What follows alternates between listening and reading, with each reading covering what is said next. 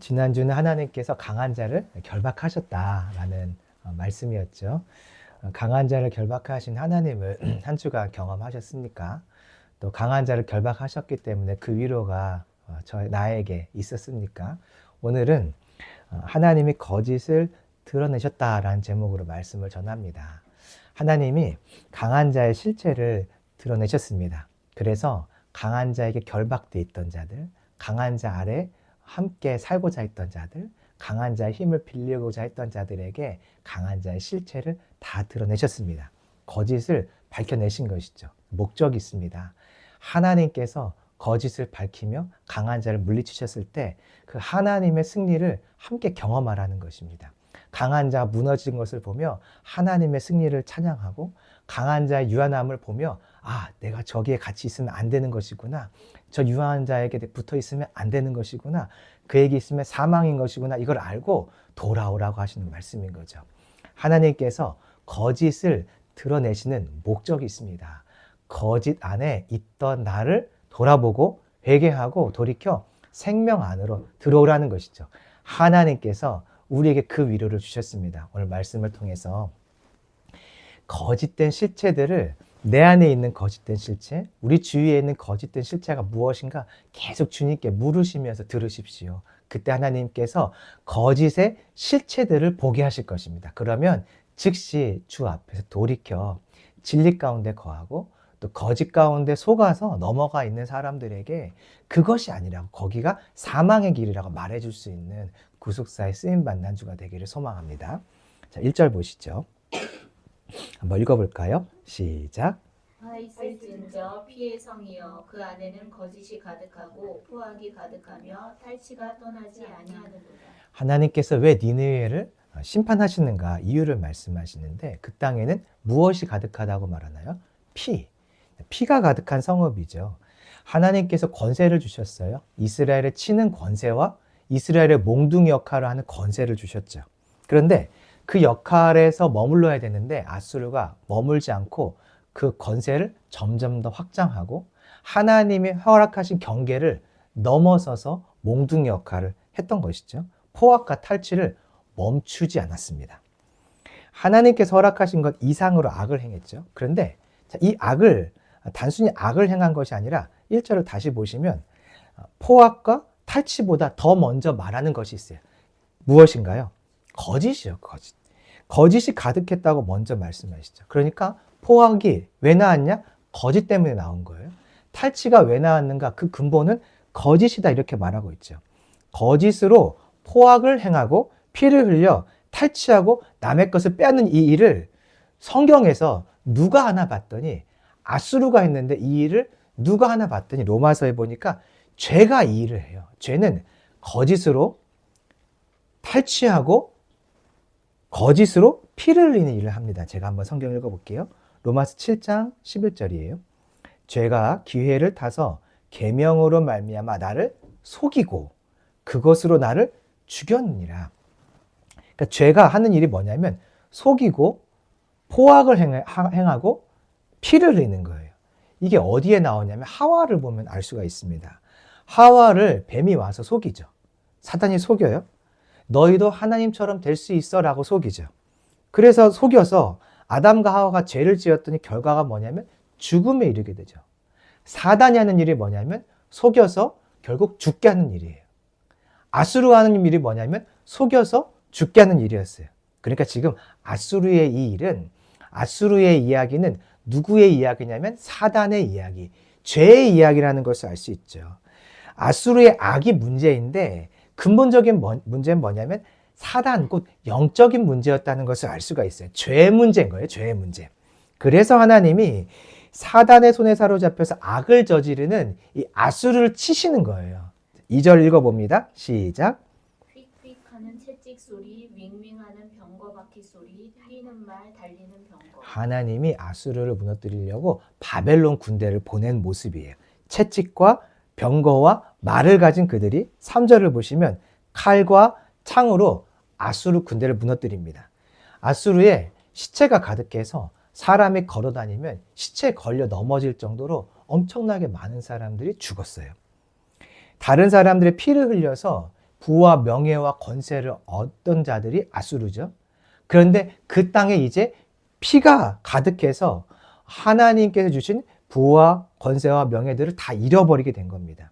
자, 4절이에요. 이게 이제 그 1절에 대한 더 구체적인 설명입니다. 왜 하나님이 이들을 무너뜨리실 수밖에 없는가? 4절 읽어봅니다. 시작. 이는 마술에 능숙한 미모의 음녀가 많은 음행을 함이라. 그가 그의 음행으로 여러 나라를 격하고 그의 마술로 여러 족속을 미혹하는다. 이렇게 무너지는 아수르의 죄, 피 흘림의 목적이 지금 정확하게 나와 있어요. 왜 그들이 거짓으로 피를 흘리면서 착취까지 했는가? 목적이 뭐냐면 미혹이에요, 미혹. 마술은 미혹하는 도구이고 음녀는 미혹하는 아수르를 말해요. 음행은 미혹하는 행위 자체를 말하는 거예요. 아수르가 사람들을 미혹했어요. 그러니까 피 흘림이 있었던 이유가 무엇이냐면 미혹하려고 피를 이렇게 흘렸던 거예요. 죄가 그럼 아수르를 붙들고 아수르와 함께 하려고 했던 일이 미혹이에요. 그러니까 사단이 아수르를 꽉 부여잡고 그들과 함께 하려고 했던 일도 미혹이에요. 그럼 이제 미혹이 무엇인지 우리가 알아야겠죠? 여러분 미혹이 뭔가요? 미혹. 미혹은요, 누군가를 속이는 거예요. 속이는 것에서 멈추지 않고 속여서 자기에게 복종시키는 것이 미혹이에요. 속인 다음에 속아 넘어가게 만드는 것이 목적이 아니라 속아 넘어간 그를 나의 노예와 종으로 만드는 게 미혹이에요. 지금 하는 말로 한다면 가스라이팅이죠. 세뇌시켜서 내가 원하는 방법대로, 내가 원하는 생각대로 다른 사람을 조종하는 거예요. 조종하는 거. 코끼리 사육하는 방식 여러분 아세요? 코끼리가 어릴 때 코끼리를 사육하는 방식은 그의 발에 쇠사슬을 묶고 그 쇠사슬을 어느 한 곳에 묶어두는 거예요. 그러면 이 코끼리가 움직이려고 할 때 쇠사슬에 다리가 걸리면 더 이상 움직일 수가 없구나 생각을 하게 되죠. 어릴 때는 이 쇠사슬을 정말 풀 수가 없기 때문에 나는 마음대로 움직일 수가 없구나. 이 사육사에게 내가 순종해야만 하는구나. 이것을 어렸을 때 그렇게 생각하면서 크는데 이 코끼리가 덩치가 커지고 어른이 되었을 때도 이 똑같은 쇠사슬에 메어놓으면 자기 힘으로 이걸 쇠사슬을 끊을 수도 있음에도 불구하고 코끼리가 어떤 생각을 하냐면 난 여기 메어 있어. 난 도망갈 수가 없어. 난 여기 메어 있어. 사육사에게 나는 순종해야 돼. 라고 스스로 어른이 되어서도 생각을 하면서 사는 거죠. 그러면 주인 뜻대로 사육사 뜻대로 이 코끼리를 조종할 수가 있어요. 이게 바로 가스라이팅이에요. 아수르가 가스라이팅, 즉 미혹하는 나라입니다. 어떻게 하냐면 항복해. 다른 나라들을 봐봐. 싸워봤자 소용없어. 다른 나라의 신들을 봐. 그들이 그 나라를 지켜줬나? 아니야. 우리의 신만이 너희들을 지켜줄 수 있어. 우리에게 항복해. 우리의 신이 최고야. 다른 나라들 봤지? 전쟁하면 너희들에게 유익이 없다? 전쟁하지 말고 포기해. 그럼 생명을 살려줄게. 그 말에 나라들이 속아서 항복을 하면 아수르가 정말로 생명을 살려주는가? 아니에요. 1절처럼 포악을 행합니다. 탈취하기 시작해요. 항복했으면 용납해주고 품어줘야 되는데 아수르는 그렇게 안 했어요. 항복하면 그때 가서 탈취하고 그때 가서 그들을 사륙했어요. 아수르가 정말로 매우 강하니까 다른 나라들이 그의 말 앞에 엎드리는 거죠. 이스라엘도 실제로 엎드렸어요. 그래서 이스라엘 안에 어떤 일이 일어났냐면 이스라엘이 아수르에게 엎드리고 복종하기 시작할 때 이스라엘 안에 한 가지가 사라지기 시작했어요. 신앙이요, 믿음이요. 하나님이 사라지기 시작했어요. 이스라엘 땅 안에 아수르의 신이 들어오고 아수르의 제단이 들어오면서 하나님이 그들 안에서 없어지기 시작했어요. 하나님을 버리게 되었어요. 그러니까 아수르가 하는 일은 뭐냐면 하나님을 버리게 만드는 일이에요. 이게 죄죠. 사단이 하는 일은 항상 똑같아요. 사단은 악을 저지르게 하는 게 아니라 사단은 우리 안에서 하나님이 지워지게 만드는 존재예요. 사단은 우리 안에서 하나님을 버리게 만드는 자예요. 그러니 당연히 하나님께서 아수르를 심판하시죠. 하나님을 버리게 만들어서 자기의 종 삼는 자가 아수르예요. 그게 곧 사단인 거죠. 그러니 아수르란 나라는 지금 존재하지 않아요. 그럼에도 불구하고 이런 의미에서 우리의 인생에 아수르가 있는가를 살펴보면 아수르는 정말 많아요. 우리 안에서 하나님을 향한 우선순위를 빼앗아가는 것들이 있어요. 이게 아수르예요. 우리 안에서 하나님보다 더 두려워하게 만드는 것이 있어요. 이게 아수르예요. 하나님보다 더 갈망하게 만드는 것이 있어요. 이게 아수르예요. 하나님보다 더 갖고 싶어 하게 만드는 것들이 있어요. 이게 아수르예요. 이거 없으면 안 되지. 이거 반드시 있어야 돼. 라고 생각하는 거 있죠. 그게 아수르예요. 아수르의 역할들을 하는 것들이죠. 여러분 속지 마세요. 다 미혹이에요, 미혹. 우리가 정말로 소유해야 될 한 가지가 있다면 그것은 믿음이에요. 우리가 소유해야 될 어떤 것이 있다면 그것은 하나님 자신이에요. 우리에게 꼭 필요한 무엇이 있다면 그것은 하나님 자신이에요. 우리가 꼭 해야 될 어떤 일이 있다면, 중요한 일이 있다면 그것은 하나님을 사랑하는 일이에요. 속지 마세요. 미혹된 거예요.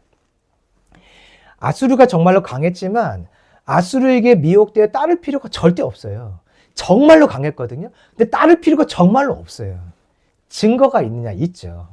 히스기야 때 아수르의 이스라엘이 포위당합니다.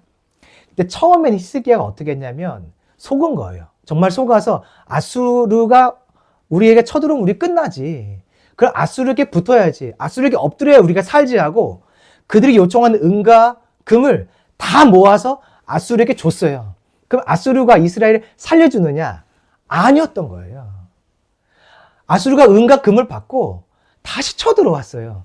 속이는 자 맞죠? 은과 금을 주면 내가 너희들 자치권은 보장해 줄게. 너희들 생명은 보장해 줄게 하고 생명을 보존하려고 은과 금을 다 내어줬더니 아수르가 다시 쳐들어온 거예요. 그러니 히스기야가 두 번째 쳐들어올 때 하나님 앞에 나아갑니다. 주님 보세요. 저 나쁜 놈들 보세요. 저 속이는 자들 보세요. 달라는 대로 돈 다 줬는데 또 찾아왔어요. 어떡합니까? 이젠 줄 돈도 없는데요. 어떻게 해요, 주님? 죄송해요. 성전에 있는 은과 금 다 긁어다가 아수르에 다 갖다 바쳤어요. 이젠 줄 것도 없어요. 너무 죄송해요, 주님.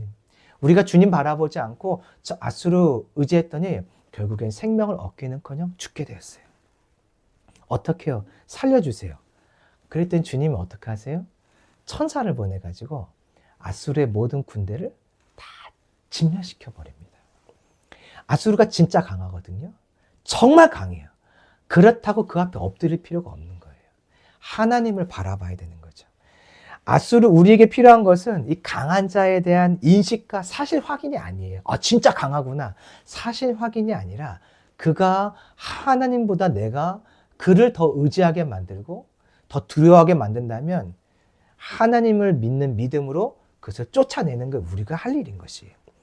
그럼에도 불구하고 여러 나라들이 이 아수르의 말에 미혹됐어요. 항복해? 살려줄게. 근데 결국에 다 노예가 되거든요. 이스라엘도 그런 삶을 살았던 거죠. 그러니 하나님이 더 이상 미혹되지 않도록 아수르를 치는 거예요. 아수르를 치는 것은 악 때문에 치는 건데 근본적인 이유는 미혹을 멈추는 거예요.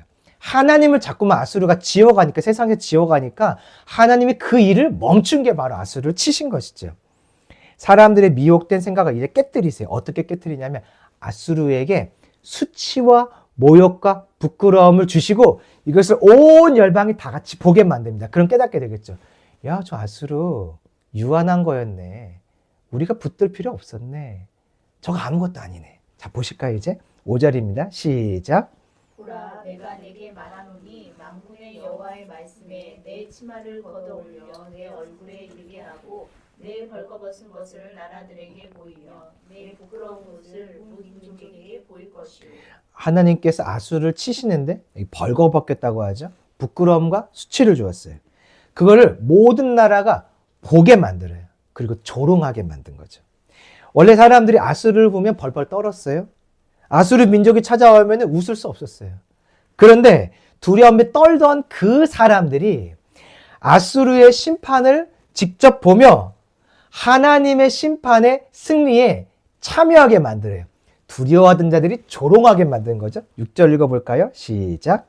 내가 또 가증하고 더러운 것들을 내 위에 던져 능욕하여 너를 구경거리가 되게 하리니. 가증하고 더러운 것들을 그들에게 하나님이 입혀버리십니다. 이 가증하고 더러운 것은 우리 몸에서 나오는 오물도 말이에요. 하나님이 그것들을 이 아수르에 덮어버린 거예요. 그러니까 보기만 해도 더럽고 냄새 맡으면 역겹고 이제 가까이 하고 싶지도 않은 존재를 만들어버린 거죠.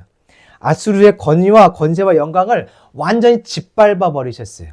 누구 앞에 서냐면 아수르만 보면 덜덜 떨던 자들이, 아수르만 보면 숨이 막혀서 어찌할지 모르는 자들 앞에서 그들의 영광을 짓밟아 버리고 그들이 이 아수르의 죽음을 구경하는 자가 되겠어요. 아수르의 죽음을 구경하는 자가 되게 하셨어요. 하나님의 승리를 참여하게 만든 거죠. 7절 읽어볼까요? 시작. 그때 너를 보는 자가 다 내게서 도망하며 이르기를 니느웨가 항폐하였도다. 누가 그것을 위하여 애곡하며 내가 어디서 너를 위로할 자를 구하리요 하리라. 그때 니느웨가 황폐하게 되었을 때 니느웨에 모여있던 사람들이 다 도망가게 하셨거든요. 이 사람들이 왜 왔나 봤더니 2장에 보니까 니느웨에는 물이 모이는 것이라고 했었죠. 그러니까 많은 나라들이 이 니느웨에 와서 함께 있길 바랬어요. 그 찬란한 문화를 경험하고 싶어 했고 그들의 그 권위와 권세와 능력 또 그 땅에서 많은 것을 무역하면서 돈 버는 그런 즐거움들을 사람들이 누리고 있었어요. 저 나라와 함께하면 내가 살지. 저 나라와 함께 있으면 내가 살지. 또 어떤 자들은 이 나라가 망해서 끌려와 노예로 살며 억압당한 채 니느웨에 있던 자들이 있었는데 그들이 다 도망가 버린 거예요. 그 땅을 위로해 줄 사람, 울어줄 사람이 없게 하셨어요. 하나님께서 지금 무엇을 하고 계신 거냐면 아수르의 황폐함을 그 땅을 버타여 살던 자들, 그 땅에 끌려가서 억압 가운데 살던 자들에게 하나님의 승리를 보게 하시고 이제 패배자를 스스로 떠나게 하신 거예요. 도망갔다라고 되어 있잖아요. 그들이 더 이상 아수르에 남아있을 수 없으니까 이 아수르는 더 이상 함께할 자가 아니네. 이들도 패배하고 이들도 망하네. 우리 떠나자. 아수르와 함께 살지 말자 하고 떠나게 만드신 것이에요. 억압당하여 떠날 수 없던 자들이, 묶여서 떠날 수 없던 자들이 이제 떠나자. 아수르는 더 이상 우리와 함께할 자가 아니다라고 생각하고 스스로 떠나게 만드신 것이죠. 하나님이 지금 하시는 일이 있어요. 아수르에게 억압받던 자들이 아수르를 조롱하고 비웃게 만드세요. 그러니까 하나님의 승리인데 이것은 하나님이 혼자 승리하신 것이거든요. 하나님의 승리를 사람들이 직접 참여하게 만드시는 것이 같이 조롱하고 같이 비웃는 자리에 서게 하신 것이죠. 하나님이 지금 무엇을 하시는 것이냐면 아수르가 길이라고 여기던 자들이 스스로 깨닫고 아수르는 길이 될 수 없어라고 깨닫고 스스로 그 길을 떠나게 만든 것이죠. 하나님의 승리를 경험하면서 아수르는 사망이었네. 같이 있을 수 없네 하고 스스로 패배자의 곁을 떠나는 선택들을 하신 것이에요. 이것이 하나님 마음이에요. 하나님은요.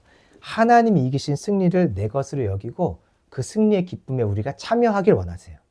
승리의 기쁨에 참여하면서 동시에 사망의 품을 우리가 스스로 떠나게 하시는 분이 하나님이에요. 2장에서 우리가 무엇을 배웠죠? 하나님이 악한 자를 결박하셨어요. 결박하셨다.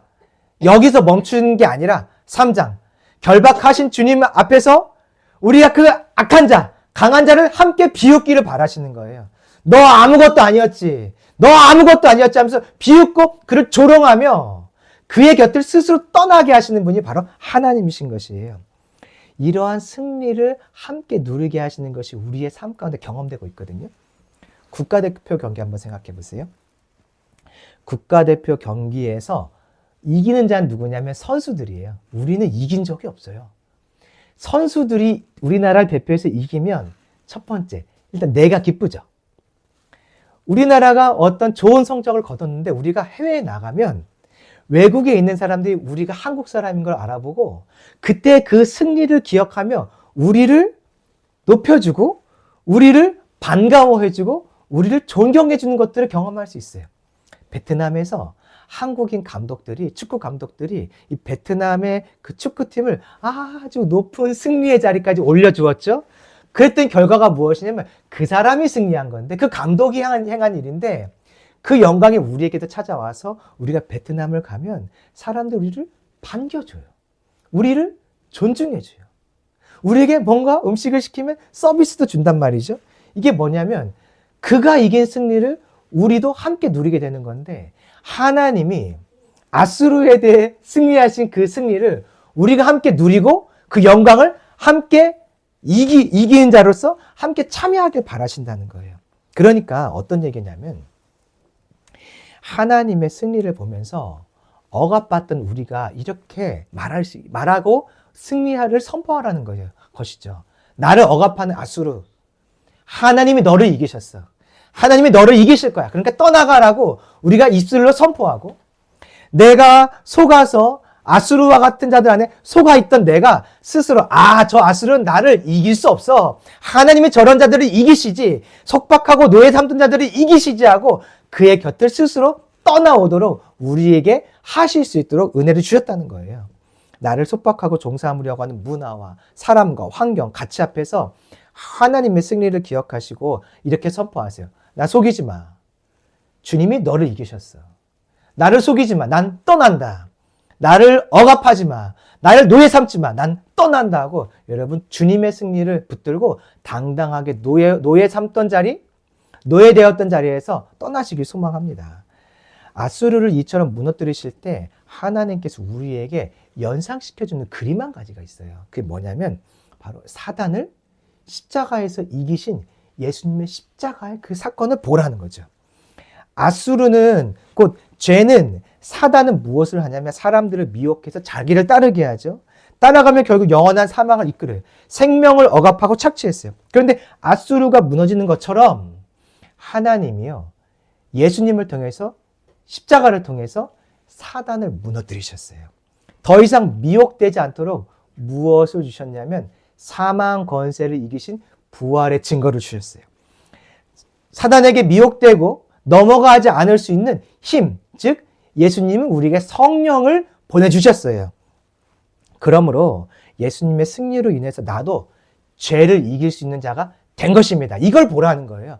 아수를 이기신 하나님을 보라는 것은 사망의 권세, 사단을 이기신 주님을 보라는 거예요. 주님이 죄를 이기셨고 사망을 이기셨던 것처럼 너도 죄를 이겨. 너도 죄를 이길 수 있어. 나를 의지해서 죄를 이길 수 있어. 나의 승리를 가지고 죄를 이길 수 있어. 내가 보낸 성령을 통해 너도 죄를 이길 수 있어 하며 죽음 앞에서, 죄의 권세 앞에서 사단을 조롱하고 사단을 비웃고, 아니 난 넘어가지 않아. 너의 거짓말에 속지 않아라고 당당하게 외치고 그 죄의 자리를 떠나오라고 주님 명령하시는 거예요. 말씀하시는 거예요. 우리가 세상을 정복하고 다스리는 존재로 주님 우리를 부르셨죠. 예수님의 십자가가 바로 이 모든 일을 가능케 하신 사건입니다. 그러므로 죄 앞에, 죄의 유혹 앞에 그를 조롱하세요. 그를 비웃으시고 예수님의 십자가의 권세와 성령의 능력을 힘입어서 죄의 자리를 이기고 승리하는 저와 여러분 되길 소망합니다. 이제 8절부터는 이 아수르가 얼마나 어리석은 자인지를 보여주세요. 아수르는요, 하나님이 회초리로 사용했던 자입니다. 그런데 아수르가 무엇을 직접 경험했냐면, 하나님께 회초리로 쓰임받던 나라도 범죄하면 무너지는구나, 하나님 버리시는구나를 아수르가 직접 경험했거든요. 그런데 아수르가 똑같은 길을 가다가 지금 무너지는 이야기가 나와요. 그러니까 아수르, 죄와 사단은 어리석은 자예요. 절대 쫓아가면 안 되는 거죠. 한번 보시죠. 8절입니다. 시작. 내가 어찌 노아몬보다 낫겠느냐. 그는 강들 사이에 있으므로 물이 흘렀으니 바다가 성루가 되었고 바다가 방어벽이 되었으며. 노아몬이라는 도시가 있어요. 애굽에 있는 한 도시거든요. 난공불락의 성이에요. 그 근처에는 그 나일강이 흐르고 있기 때문에 이 나일강이 살아있는 벽이 되어주고 성루가 되어주어서 이 노아몬을 지켜주는 역할을 했습니다. 그러니까 이 노아몬은 적군이 함부로 성을 점령할 수 없는 난공불락의 성이죠. 자, 근데 9절 보세요. 이 노아몬은 자기들이 갖고 있는 어떤 천연의 요새뿐 아니라 외부에 큰 도움이 있어요. 9절 보니까 구스가 그들을 도와줘요. 왜냐하면 당시에 구스가 애굽을 점령했거든요. 그러니까 애굽 안에 있는 노아몬은 누가 도와주냐면 구스, 에티오피아가 이 나라를 항상 도와줄 수 있는 상태였죠. 근데 그 강함이 끝이 없다고 했어요. 이 구스의 힘이 얼마나 센지 끝이 없다고 말했어요. 그 강함이 노아몬을 지켜주고 있었죠. 북과 루빔, 북아프리카 지역을 말하거든요. 이 북아프리카 지역에 있던 나라들이 이 노아몬을 함께 돕는 자였어요. 그러니까 엄청 강했다는 거죠. 지리적으로도 되게 좋은 자리에 있었고 외부에서 엄청난 나라들이 그들을 도와주었기 때문에 결코 넘어지지 않는 나라, 결코 무너지지 않는 땅이 노아몬이었어요. 그런데 하나님이요 버리시니까 결국 무너져요. 10절 보실까요? 시작. 그가 포로가 되어 사로잡혀 갔고 그의 어린 아이들은 길 모퉁이에 베어침을 당하여 부서졌으며 그의 존귀한 자들은 제비 뽑혀 나뉘었고 그의 모든 권세자들은 사슬에 결박되었나니. 이 노아몬이 결국 무너지는데 누가 이 노아몬을 무너뜨린지 아세요? 그게 아수르예요. 아수르가 한 번 공격해봤는데 안 돼요. 2번 해봤는데 안 돼요. 2번, 3번 반복해서 결국 노아몬을 점령하는데 그게 누구냐면 아수르예요. 노아몬은 어디에 있는 땅이라고요? 애굽에 있는 땅. 애굽이 성경에서 나쁜 자로 나오지만 그 통일 왕국과 북이스라엘 남유다 분열 왕국 시대 애굽은 어떤 역할을 했냐면 이스라엘의 회초리 역할을 했어요. 르호보암 때 애굽 왕이 이스라엘 땅에 쳐들어옵니다. 그래서 뭐 온갖 금과 은과 다 가져가 버려요. 정신 못 차릴 때 하나님이 이스라엘을 깨우는 용도로 애굽을 쓰세요. 요아스 때 또 마찬가지예요. 하나님께서 이 이스라엘을 깨우는 용도로 애굽을 쓰세요. 그러니까 애굽도 어떤 역할을 하냐면 몽둥이 역할, 회초리 역할을 하는 거죠. 그러다가 또 자기들이 어떤 범위와 권한과 하나님 허락하신 경계를 넘어서니까 아수르를 들어서 하나님 이 난공불락의 석을 무너뜨리셨어요. 아수르가 직접 경험했어요. 야, 하나님께 쓰임받던 자들도 경계를 넘어서고 범죄하면 다 무너지는구나. 아수르가 직접 그 일에 참여했는데 깨닫지 못하니까 11절 보세요. 시작. 너도 술에 취하여 숨으리라. 너도 원수들 때문에 피난처를 찾으리라. 너는 아수르예요. 아수르도 결국 바벨론에 의해서 숨고 어딘가 숨을 데가 어딜까 찾는 자가 됐어요. 12절 보세요. 흔들기만 하는 떨어지는 열매처럼 우수수 떨어져 나라가 힘을 잃고 13절 보세요. 원수들 앞에서 성문이 열리고 난공불락의 이 니느웨 성이 무너집니다. 니느웨 성도 난공불락의 성이에요. 그들은 자연적 환경이 방어벽이 되어줬고요. 또 뛰어난 건축술로 엄청나게 강력한 성벽을 만들었어요. 이게 그들을 보호해주고 있는데 결국 성문이 열리며 그들을 보호해주고 있던 성 안에서 그들이 사륙을 당하는 거죠. 노아몬이 깨어지는 것을 직접 봤어요. 하나님께 쓰임받다가 범죄하면 무너지네. 근데 아수르가 봤으면서도 불구하고 똑같이 그 길을 걸어가서 같이 망하는 거예요. 거짓의 아비 사단이 그래요. 여러분, 사단은 어리석을까요? 지혜로울까요? 성경을 보면 사단이 참 지혜로운 것처럼 보여요. 발락과 발람 사건 있잖아요.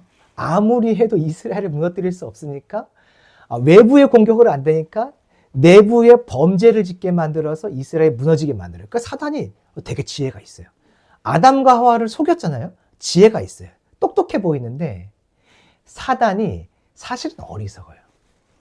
예수님을 십자가에 잡아서 죽게 만든 자가 사단이죠. 물론 하나님이 허락하셨죠. 근데 예수님을 죽일 때 사단이 생각한 것은 하나님의 아들을 죽여서 이 하나님 나라를 세상에서 막아버리자. 내 나라를 영원토록 해보자 하고 예수님을 죽이는데 앞장섰더니 결국 누구의 머리통이 깨어지죠? 자기 머리통이 깨어진 거예요. 예수님이 십자가에 죽고 부활하심으로 죽은 건 사단이에요. 망한 건 사단이에요. 그러니까 사단이 지혜로워 보이는데 정확하게 잘 보면 어리석어요.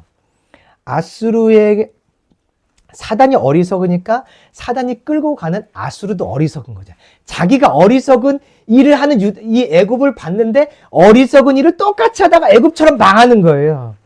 그러니 아수르를 의지하는 것은 지혜로운 걸까요? 어리석은 걸까요? 어리석다는 거예요. 하나님이 아닌 다른 것을 의지하는 것은 어리석다는 거예요. 하나님이 아닌 다른 대상을 의지하고 두려워하는 것은 어리석다는 거예요. 작년 말에 제가 구름다리를 건너갈 일이 있었어요. 구름다리를 건너가려니까 고소공포증이 들어서 못 건너겠더라고요. 진짜 안 건넜어요. 두려워서.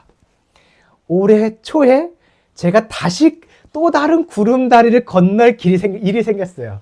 그때 어떤 생각이 들었냐면 내가 왜 저걸 무서워하지? 내가 왜 고소공포증이라는 거에 갇히지? 제가 갑자기 그 생각이 들어서 그때는 다른 구름다리인데 더 긴 구름다리인데 그거를 건너갔다가 다시 건너왔어요.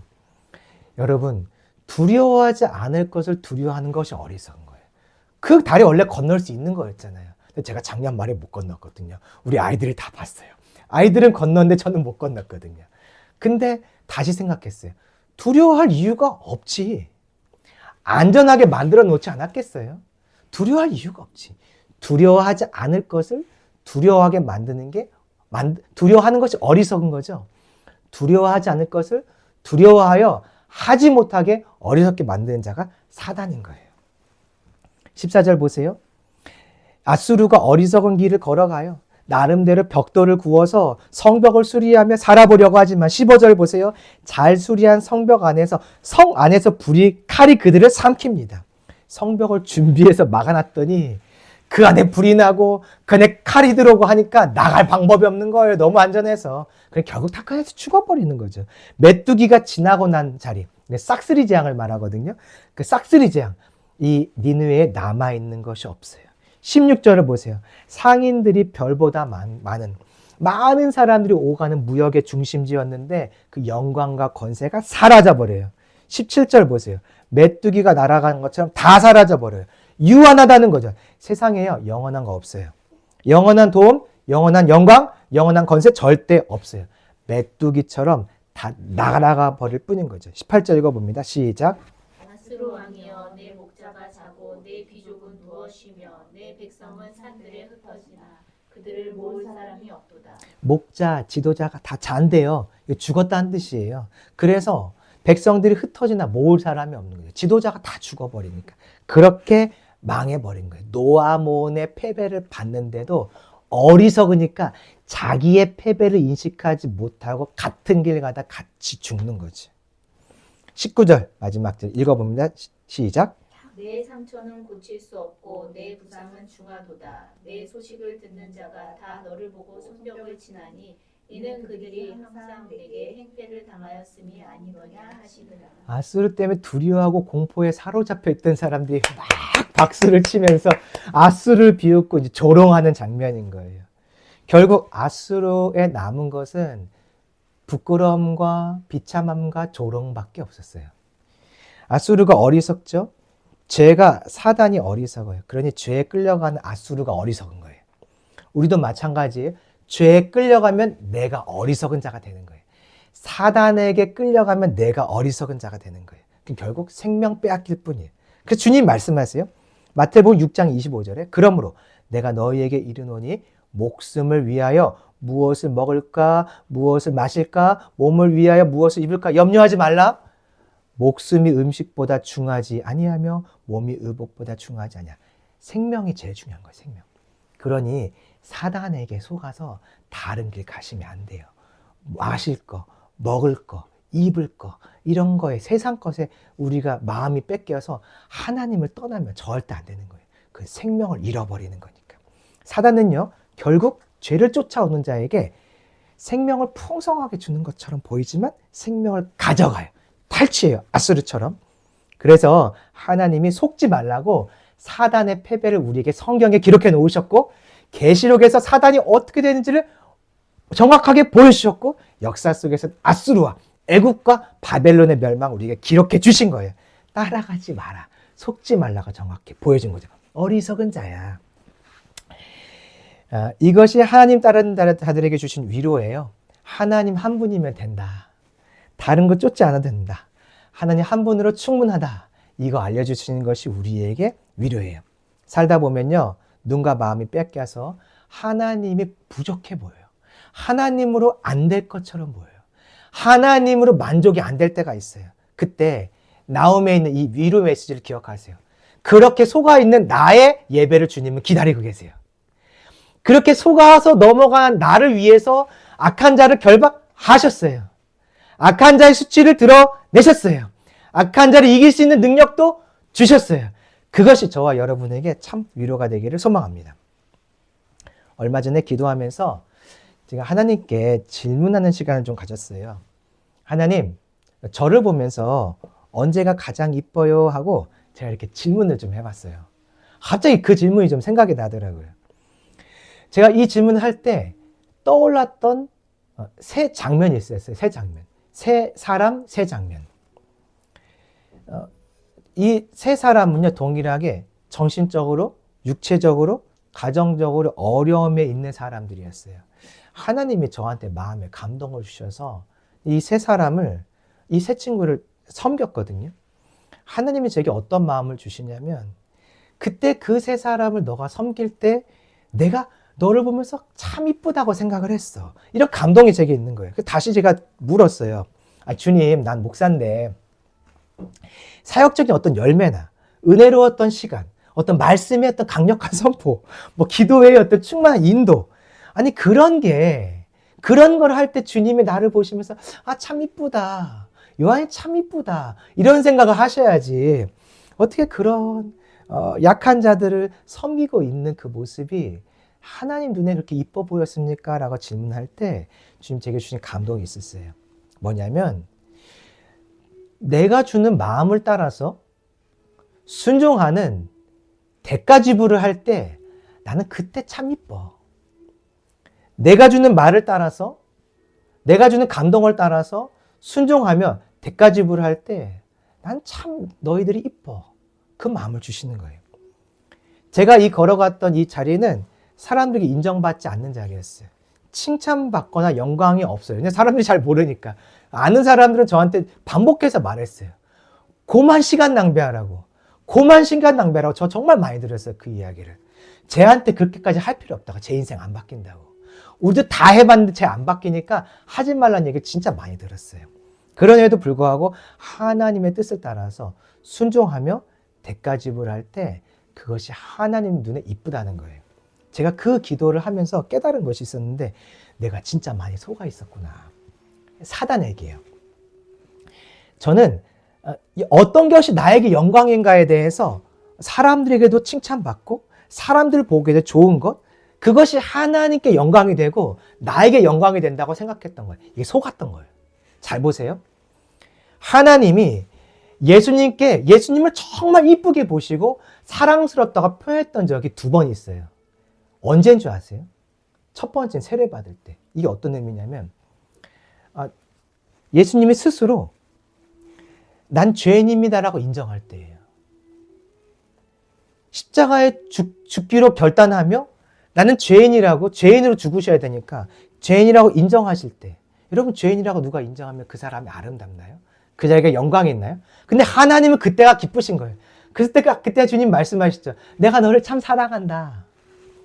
예수님을 향한 하나님의 사랑이 2번째 고백된 때가 있어요. 변화산에서. 그 뒤에 바로 일어난 일이 뭔지 아세요? 예수님이 나는 이제 십자가에 죽을 거라고 2번째 고백하는 사건이에요. 그 고백을 하기 직전에 그 결단들을 하실 때 하나님은 그 예수님을 보면서 난 널 진짜 사랑해라고 말씀하셨어요. 예수님을 향한 하나님의 기쁨과 충만함이 언제 이 땅에 보이셨나 봤더니 십자가에서 죽을 길을 걸어갈 때, 십자가에 죽는다고 할 때, 십자가에 죽는 거는요 영광이 없어요. 저주의 십자가니까. 사람들이 어느 누구도 박수치지 않아요. 어느 누구도 칭찬하지 않아요. 근데 그 길을 하나님 앞에서 순종하면서 대가 지불하며 걸어가는 그때 그 장면이 하나님께 가장 기쁨인 거예요. 제가 그것을 잊어버렸던 거죠. 예수님의 모습을 봤더니 칭찬받고 박수 받을 때 하나님이 야, 너 참 잘했다라고 하신 것이 아니었어요. 우리는요 사단에게 끊임없이 속은 채 살아요. 저도 얼마나 속은 게 많겠어요. 저와 여러분이 속지 않기를 소망합니다. 하나님 눈에 보시기에 좋은 것은 사람 눈에 보이기에 좋은 것과 다를 수 있어요. 말씀 마칩니다. 참 위로는요, 거짓과 세상, 사단을 쫓지 않도록 주님이 그 사단의 실체를 드러내신 것이 이게 위로인 거예요. 위로. 저와 여러분 안에 거짓을 분별하는 것이 위로가 되고 거짓을 분별하여서 거짓을 따라가지 않을 수 있는 힘이 우리에게 주어진 것이 위로가 되고 여전히 거짓에 넘어가고 있는 나를 기다리고 계시는 하나님이 계시다는 것이 참 위로가 되는 한 주간 되기를 소망합니다. 그리고 거짓에 속아서 헛된 위로를 받고 있는 자들에게 아니라고, 그거 아니라고 말해주는 한 주가 되기를 소망합니다.